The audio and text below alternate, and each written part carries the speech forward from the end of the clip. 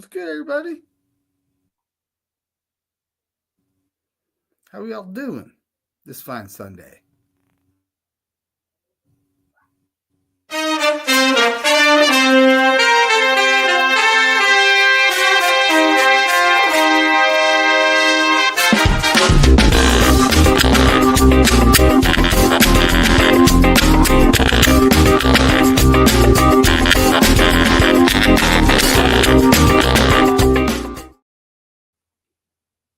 Sweet. So what's happening, Bryant? I appreciate everybody for coming. It might be a little choppy today, so I appreciate everybody's patience and bear with us. We're gonna get through this. This is gonna be great. It's been a little bit of it's been a little bit of time, hasn't it, David? It really has been. I don't remember. I think a couple months. Ish. So the good thing is the 49ers have an on and off season. There's something always going on, but sometimes there's not games being played. And we have different degrees of fans. We have fans that are 300 65 and a half days, 364 and a half days a year. They hey, we need news, we need updates, we need to know what's happening with our squad, right? Our team. And then there's fans that are so passionate, they go to every game, they do it all, but they tune it off at a certain period because there's other things that they have to focus on and rely on and take care of. There's business and there's pleasure, there's play, there's pain, there's everything in between, right? But what's happened with me recently, and I think if you've been following me, my job status has changed. So I have a job that is very demanding, and it's a service to the people. I really, really strongly am. I'm proud of what I do now, and I serve the public, and I really appreciate everybody's patience because I'm passionate about the 49ers and want to come on here and do this all the time. But sometimes it's gonna have to be by my work schedule now. So the Sunday shows are gonna try to I'm gonna try to continue to do, but the weekly shows, folks, it's gonna have to be intermittent for that. So the 49ers have had a lot of things that's been happening, and it's the off season. They've had the draft. David, if you guys follow David McNiner, you guys go check out him. He did a whole bunch of stuff on the draft. He did a lot of mock drafts as well. A lot of stuff, he made good points on. So with the 49ers this season, there's been a lot of turnover, I would say, right, David? I mean, we've lost 30% of our roster, 35% of our roster has changed. For people to say it's a good or bad thing, that's in the future to be foreseen, right? But you do have to upgrade, you do have to get younger when you do have an older roster.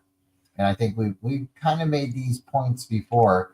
I know I said it last year. It wasn't me and you arguing, but I do know we've had conversations before. The Niners had one of the oldest rosters last year, and they've had one of the oldest rosters for maybe potentially the last 3 to 4 years. Kyle Shanahan likes veterans. He doesn't like rookies. It's not that he hates rookies. Everybody's got to start at the bottom. But when you have to start at the bottom, you kind of have to teach everybody everything, right? It's more like you need to know where to park at. You need to know where to use the bathroom at. You need to know where your locker's at. There's all these little things that are, yeah, it's funny. Somebody else can teach you and show you, but that's just the basics, right? When you're on the field, there's a lot of stuff too. It's the cadence. It's all it's all the terminology. So with rookies, when Shanahan says, or people say he doesn't like starting rookies, there could be a reason for it. The rookies make mistakes. You have to have growing pains, of course, but how many growing pains can you have at once when there's only supposed to be 11 guys on the field? You have 11 guys on the field, and you should potentially have that many backups. You have a first and second string, and then your third string gets a little bit, squishy, right? Because you can't really necessarily have three starters and three backups. But what I'm getting at is sooner or later you have to play rookies, and this year might be the year of the rookie. I'm really really excited, folks. If you haven't heard, we've brought back Robert Saleh. He's If you want to say what you want to say, or if you understand what happened with the Jets are Jets. They'll always be the Jets, right? But the Jets, we won't go too much into it, but when you're having your son who's 14, 15 years old make decisions, 17 when he fired Salah. when you're having somebody who can't legally vote, can't legally drink, make decisions for a franchise. Um, if you believe in the kid, then you believe in the kid. And hey, he's got more money than I do. So, obviously he'll be probably better off than I'll ever do, right? But that's nor here nor there. You're the Jets. And you didn't give yourself time to let a coach get in there and take over. Sometimes when you have a bad organization, you kind of need a coach to be there for a couple of years and not just two, not just three. They need to write it out. Maybe they need to go through one or two quarterbacks. It wasn't anyone's fault that Aaron Rodgers' Achilles broke like the third play into the game and the Jets season was over. That's an injury that takes a long time to heal up. They got these experimental injuries, surgeries, and it's crazy. People are coming back faster than other people, but not everybody is similar. It's not the same. So now we have Aaron Rodgers on a different team, Robert Saleh back with the 49ers. David, I don't want to just sit here and just pound my chest, but folks who've been watching, I hope you guys remember me saying, let's get Fangio on the 49ers, but we didn't do that, did we? Because we were afraid to change our scheme. We were afraid to change up and say, oh, our players can't play this way or that way. Well, regardless, that dude won a Super Bowl, didn't he? He went to the Eagles, and hey, fly Eagles fly, right? You won't hear me say that too many times because that's just one of those things it's hard to say. But now we have Robert Saleh back, and Robert Saleh is one of those guys that started out with us. We had a little bit of a growing pains to begin with, but you have to win. How many players do we retain when Shanahan and Saleh really came? Everybody was gone.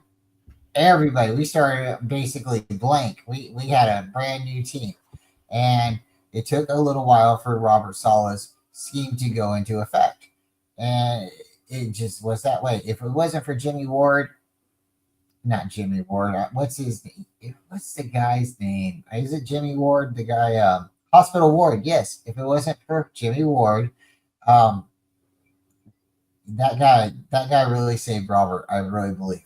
So, David, we now have Saleh back. We have a new special teams uh, uh, coach coordinator. They've seemed to wipe the floor with our specialist.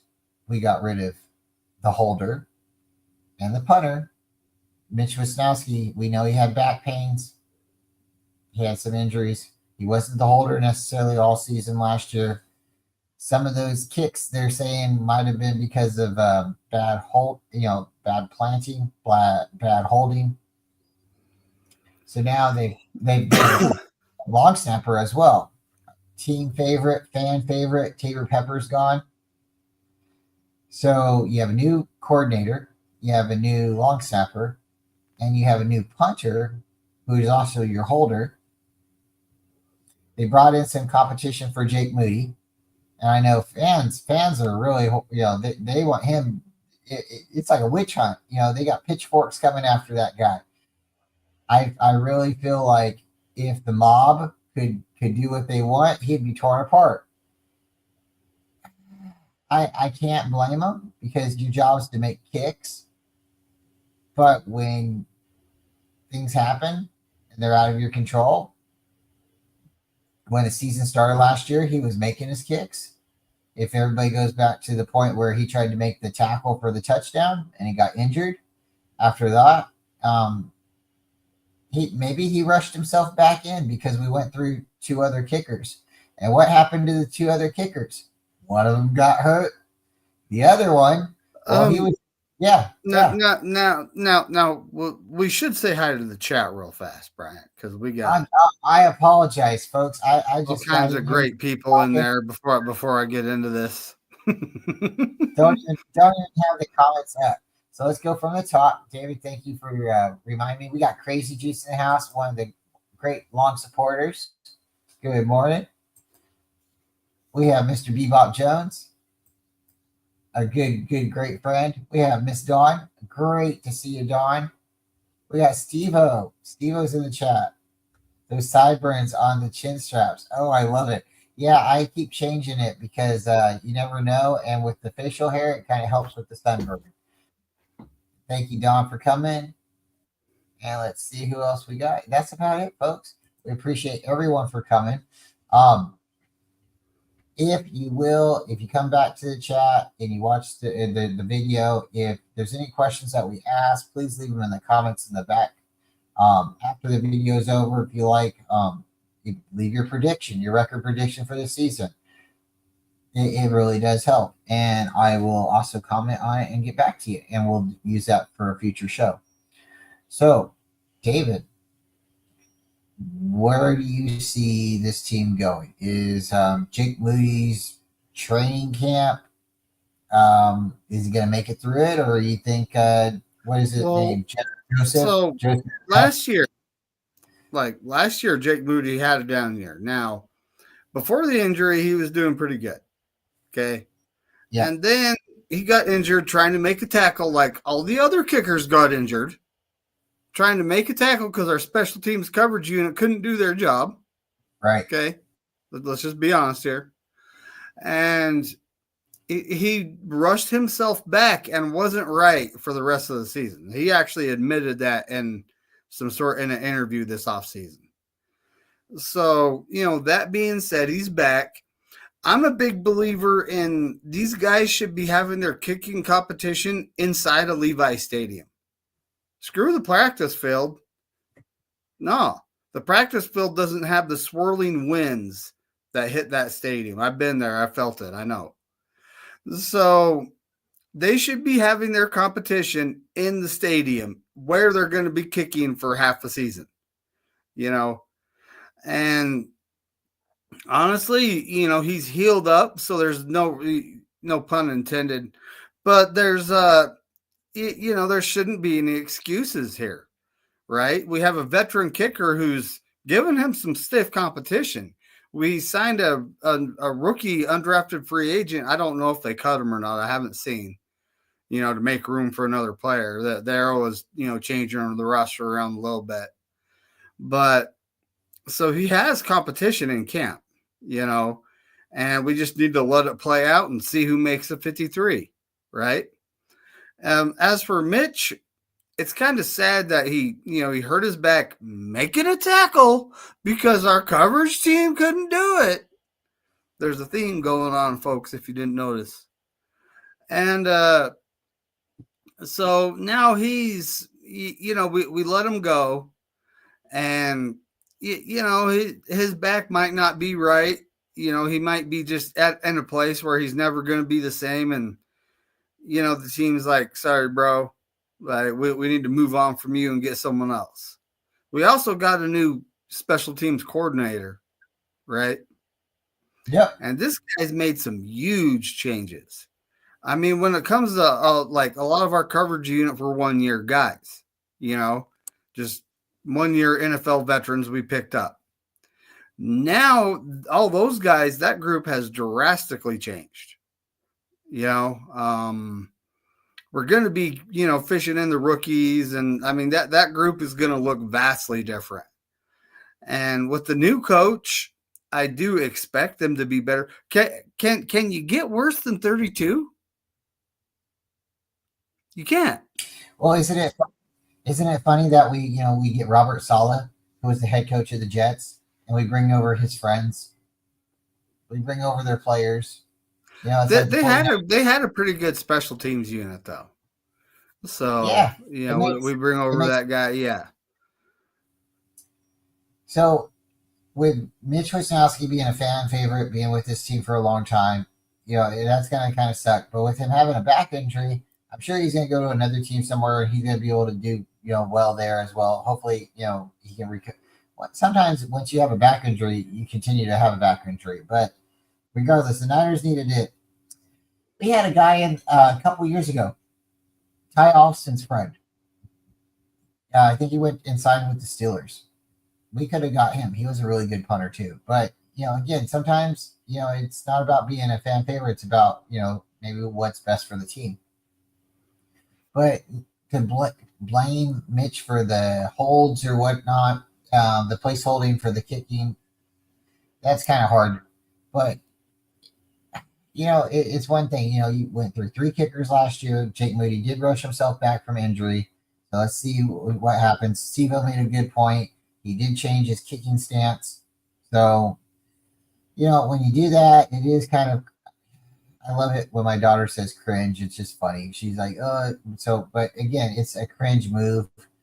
It's, you made it to the pros, just like Steve-O said, and now you're tinkering with stuff. Why are you doing it? Do you feel like you're getting more power on it? Or are you feeling like you're going to be more accurate on it? Because, I understand being a kicker, if they bring the ball over a little bit, or if it's just not quite right, and you kick it, but you have to hit it consistently in the same spot.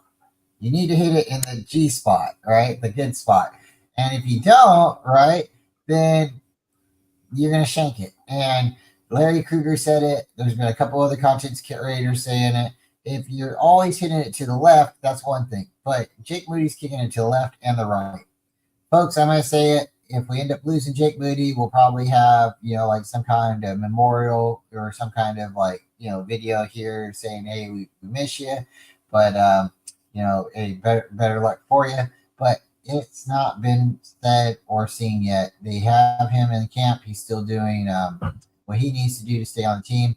I just don't understand if we're going to trust this guy with 2 first names. Joseph Jeff, I think that's his name. I don't know, David. I don't know if you trust a guy with 2 first names, but if he kicks field goals and he makes the team, then all right. Your guy too, Carl Anderson, the kicker. He's available too. The rookie kicker that came out with Jake Moody. I think he went to, I want to say he went to the Packers or something, but he's available Patriots. too. Patriots, thank you. The guy that they actually traded up to draft after we drafted Jake Moody. Yeah. So I mean, there's options out there. Well, special teams definitely should be better this year. David, you've been killing it with your show on Wednesdays. You've been doing a great show, keeping it alive. Your mock drafts were really good. Was there a player that we drafted that you're really excited to talk about? Out of all the guys we drafted, we took Mikael Williams 11th overall. Okay. I'm more excited about the CJ West pick. I think he was 113 overall. That guy I'm excited about because he looks like one of our interior defensive linemen. He doesn't like quarterbacks. He can play the run. He can play multiple positions, 1 gap, 3 gap, whatever. He can do whatever you want him to do. So that's the one guy I'm excited to see hit the field. Mikael Williams should be starting over there. He was actually playing edge in a 3-4 kind of hybrid scheme. And that's not what we're not going to be asking him to do that. We're not going to be asking him to eat blockers for other guys. We're just going to be asking him to do his job, set the edge, and pass rush. That's what he's got to do. So his job is literally changing from college to the pros, but he's capable. So, but yeah, CJ West is the guy I am so excited to see. And shout out to the last pick of the draft, that return specialist that we got. That should be like Ted Ginn Jr.-ish type of, return game. So. Yeah, it was Ted Ginn and I want to say Richie James, the last 2 special teams players that scored a touchdown for the 49ers. Richie James was the last return for a touchdown. I think it was 2018 against the Rams. Or was it against the Rams? I'd have to look it up. It was either the Rams or the Cowboys, but one of the two. Ted Ginn did it on, I think, a punt return, and Richie James did it on Ted Ginn did it on a TD return, and I think Richie James did it on a punt return. But folks, man, special teams is supposed to be special, and it's been for the Niners. It's even better. It was against the Seattle Seahawks. Oh, I love it. Love it. It was a kickoff return. The last punt return was Ted Ginn Jr., 2011. There you go.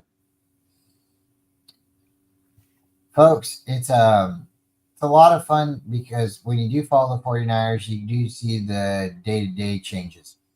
With the Niners, they've kind of had to really like sell the farm a little bit. I feel like they had to sell a little bit of the franchise to pay for Brock Purdy's contract. If you haven't heard, Brock Purdy's a very wealthy man now. But we had to let go a lot of veteran players. And sometimes that's a good thing, and sometimes it's a bad thing.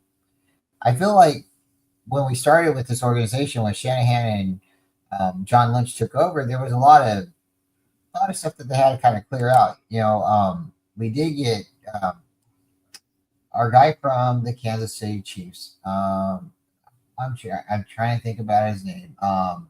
He was a defensive player, and he never really played for us because he had a back injury. I'm blanking on his name right now, and that's going to bother me. But we've had a lot of things that we've had. D Ford, thank you, sir.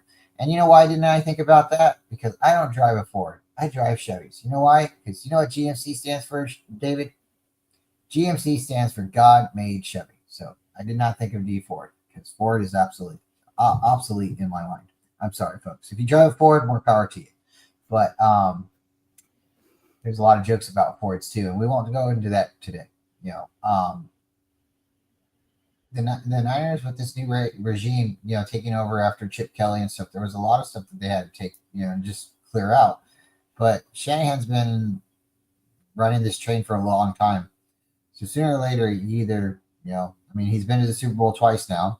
You can say what you can, it was Jimmy's fault. Now you can say, it was Jake Moody's fault because he missed a field goal. But even with the Jake Moody thing, David, if Jake Moody would have hit his field goal, the Chiefs would have went down and scored a touchdown. We would have went into overtime. We would have lost the game right there. I mean, what really lost us the Super Bowl is our linebacker getting injured and not being able to stop the Rams because they just started dumping it off to Kelsey. David, this is a really, really fun season because we have a record season. Our games this year is not the strongest. We got a fourth place schedule. That's the word I was looking for. So if the Niners don't get to the Super Bowl or get a decent record out of this, then what is the excuse? At this point, they can say the roster change because they've turned over a lot of veterans. Now, what's your opinion too? Because I kind of don't feel like this is right. We, for the longest time, been saying, "Oh, the Niners have depth. The Niners have depth. They got a great roster, and then even the backups are really good." If that was the case, then what happened last year? Now, the last couple of years, we really haven't had depth. And a lot of that has to do with the 2022 and 2023 draft being so bad. They didn't get a good drafts out. Though both those years, I think we have one or two. We have like Brock Purdy and maybe D Winters to show for both those drafts at this point. That's it. We're talking like 20 plus players here. And if you do okay in those drafts, all of a sudden we have depth. We have young players on the roster. But they didn't. And it was all either boom or bust picks, and none of it. I didn't hear the boom, So it's like, and when it comes to the guys that we let walk, what did Debo do in the Super Bowl? They manned him up on a Pro Bowl freaking corner, and he could not. He didn't have a catch. What did he? I think he was targeted like 12 times and he had 6 catches or something like that. And I think Ayuk was in targeted the Super Bowl. I don't remember him actually catching the ball, but I'll look it up. I but know they kept trying to, Ayuk had 6 targets and 3 catches. That's okay. still 50% I know they kept, success rate, though. I know they kept trying to target Debo.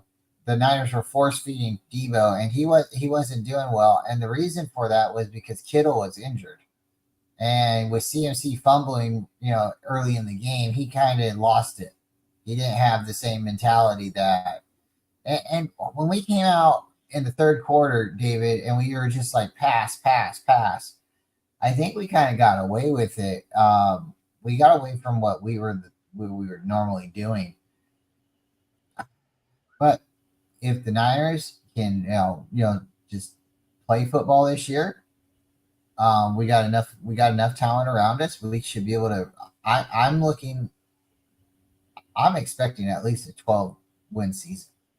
If they don't hit 12 wins, I don't know. I'm not saying that that's all bad, but I can't. 10 wins, I don't see them. 10 wins isn't. I think we're going to win 12 games at least, 12 or more, and they should make the playoffs. I don't see them not making the playoffs. Okay, so Debo was targeted 11 times, had 3 receptions. Okay, that makes sense. Yeah, because I know it was close to 12, so 11 And makes sense. Ayuk was targeted 6 and had 3. Wow, That's insane. Christian that's why. McCaffrey was 8. He was 8 for 8. Dang, Juwan Jennings only got targeted 5 times. He had 4 catches. And he was catching them when we needed it. Yep. Him and Juice made big plays in the game, and they really pulled us out when we really needed it. That Super Bowl was a really really weird Super Bowl. David, do you know where the Super Bowl is going to be at this year? Levi Stadium. Levi Stadium. I'm feeling a little bit more and more better about the Niners being in the Super Bowl this year. I really am. The Niners have a good chance this year, and the reason for it, we have a fourth place schedule. We have a returning veteran quarterback who shouldn't be injured. We have a running back that's coming back that shouldn't be injured. We have, Juwan Jennings. I don't know how Brandon Ayuk will necessarily be. I feel like Debo was a great player, but there was times where you can't give Debo and CMC the ball at the same time. I think this year Kittle will be a little bit more utilized because he'll be healthy, and there'll be opportunities for him to go and get open. I really think the Niners just need to force feed Debo, and not Debo, Kittle more often. Ricky Pearsall is no longer number 14, folks. He's now number 1. He feels like he's the number 1. We'll have to see if that's really a factor or not. But are you excited about any other players on the offense, David, that I haven't mentioned? Kittle, CMC, Juwan Jennings, Pearsall. Is there a player that maybe is new to the team that you want to highlight? Well, he's not exactly new. He spent last year with the red shirt learning the offense, but Jacob Cowing, Okay. you know, um, we've always needed a speedy receiver to stretch the defense out, to open up the underneath stuff for CMC, Jennings, Kittle, even Ayuk and Debo when we had both of them. And we've never had that speedy receiver. So the last 2 years in the draft, like Ricky Purcell's a 4.41 guy, which, Ayuk's a 4.50. Debo is a 4.48.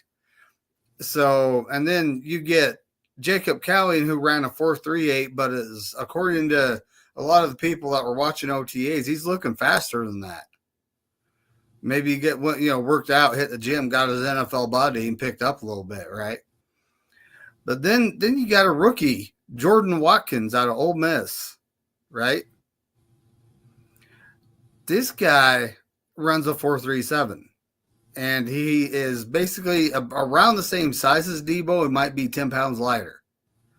So it's interesting. The Junior Bergen, our returner, the last pick we had in the draft, he runs about a 4.4. So Kyle went from, guys that can run routes to guys that are speedy. Yeah. And I mean, the defensive backs are going to have an issue. Like, what do? You're going to have to play us honest because now we got this speedy guy that can bolt down the field. And yes, Purdy can throw it 56 yards. He did Yeah. last year. Yeah. The He wind can was throw it behind downfield. him. The wind was behind him, and everybody was also blowing. Hey. But he can though. He can stretch the defense a little bit, and that will open up everything underneath for those guys. And you are right though; they do need to utilize George Kittle a little more. And when we signed that one guy Farrell, the tight end, I wanted to say Cleveland, but that's a defensive player. When we signed Farrell, the tight end, he is the third best pass blocking tight end in the league. So now, we're going to go 2 tight end set, and Kittle's going to be out running routes. Well, that guy's in there pass blocking, being our 6th offensive lineman. Yeah. So, Kittle spent a lot of time last year being that 6th offensive lineman and still got over 1,000 yards, So he's one of the best, right? Oh, look, Jim Everniner, the faithful, is in the chat. Love you, Jim. Thanks for coming. Hope you subscribe. We'll see you next time as well. Thank you, everybody, for coming. And if you like the stream, tell other people about it as well. We'll try to be back here next Sunday if we can. Things do happen. Life happens. Everything happens. But just as soon as we find out more about what's happening with Jake Moody, we'll definitely drop a show as well. David, what's your prediction? I think when I was watching your show the other day, you were saying 12 to 13. Is that your ballpark, or what's your thoughts on this? My low is 11. I honestly think our floor is 11. Our ceiling is 14. 14. It's going to be somewhere in there depending on health, and a lot of that has to do with our schedule. Some of these teams, though, there might be 4th place teams, but they're going to be better. So it's not going to be as cake as everyone's thinking. We still got to play, NFL teams every week. What's the one game right now on the season that you are most excited, maybe most nervous, maybe you shouldn't be nervous, but what's the one game on the season right now that you want to see? The home opener at Seattle. I knew you were going to say that. We're not playing them on a Thursday night after we travel back east. Yeah. And week 1 is always chaos and mayhem. You have no idea what's going to happen. Like, look at that Chicago game a few years back, week 1, you have no idea what the team's going to do. So, and on both sides, it's going to be interesting. Seattle does have the former defensive coordinator from the Ravens from last, a couple of years ago. Remember that? I think it was 2023, the Christmas game. That game plan he made against us, That was him. That's their head coach. So the Seahawks Niners rivalry should be interesting this year. Is Sam Darnold going to go 2-0 against the Niners, or do we tie it up? Now, when it comes to their wide receivers, they got rid of Lockett and they traded DK Metcalf. Yep. They do still have Bobo. Yep. Jake Bobo, fan favorite. Tell you what, if folks didn't if you've been watching, you know. If you know, you know. But Jake Bobo, he's turning out to be a pretty pesky little wide receiver. Pesky, really actually talented. And I would say like Puka Nacua in a way. Would you agree, David? Well, they have Smith and Jigba. So he's going to be their number 1 wide receiver. And then you have the rest of the group, though. And I honestly think Bobo is going to be seeing some serious snaps. So we're going to get a chance to see what he's got this year, right? Well, I am very excited to see week 1 because that's the game that kicks it off. Everything after that. I forgot they have Cooper Kupp, but he's not what he once was. They do have Cooper now. That's interesting. He's staying in the division. That's really interesting. It's kind of like you know what that's similar to is when the Niners got what was it, Isaac from the Rams. We didn't get Bruce. Isaiah Bruce? Yeah, yeah. That was he came to our team, late in his career, and it was like he still was good, but he how maybe we just didn't utilize him enough. Maybe the Rams, letting him go on him going to Seattle, maybe Sam Darnold will find a way. But David, I'm really glad to get back here with you. Folks, thanks for coming to the show. Please, at the end of the show, after the video is over, put your score prediction in for the upcoming record.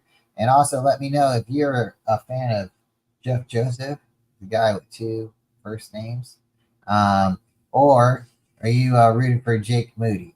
And with that, we're gonna let everybody go. And thank you all for coming. And we'll see you next time. Hey, keep the faith, everybody.